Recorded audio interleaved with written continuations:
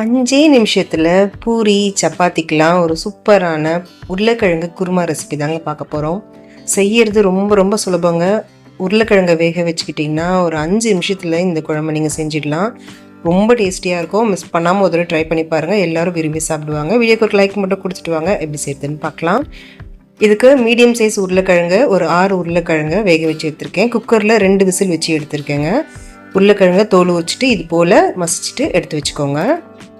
இப்போ கடாயில் 2 டீஸ்பூன் அளவுக்கு எண்ணெய் சேர்த்துக்கோங்க.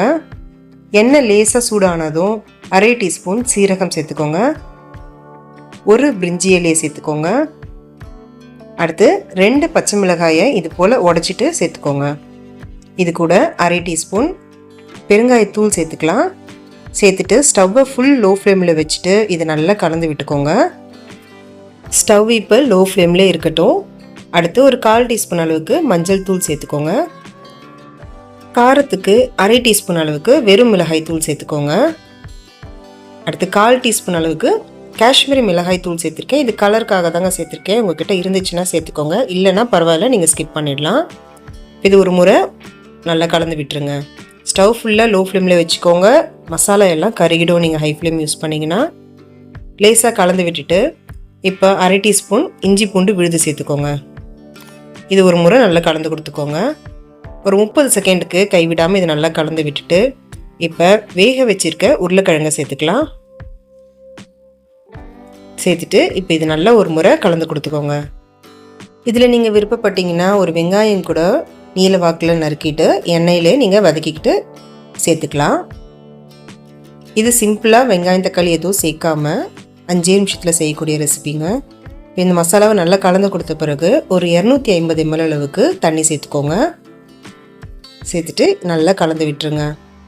தண்ணி கொஞ்சம் அதிகமானாலும் கொதித்து வரும்போது லேசாக இது கெட்டியாகும். இப்போ இந்த குருமாக்கு தேவையான உப்பு சேர்த்துக்கோங்க. நான் ஒரு அரை டீஸ்பூன் அளவுக்கு சேர்த்துருக்கேன். ஒரு முறை கலந்து கொடுத்துட்டு 2லேருந்து 3 நிமிஷத்துக்கு மட்டும் இது கொதி வந்துச்சுன்னா போதும். பாருங்கள், இப்போ ஒரு 3 நிமிஷத்துக்கு ஹை ஃப்ளேமில் நல்லா கொதிக்க வச்சுருக்கேன்.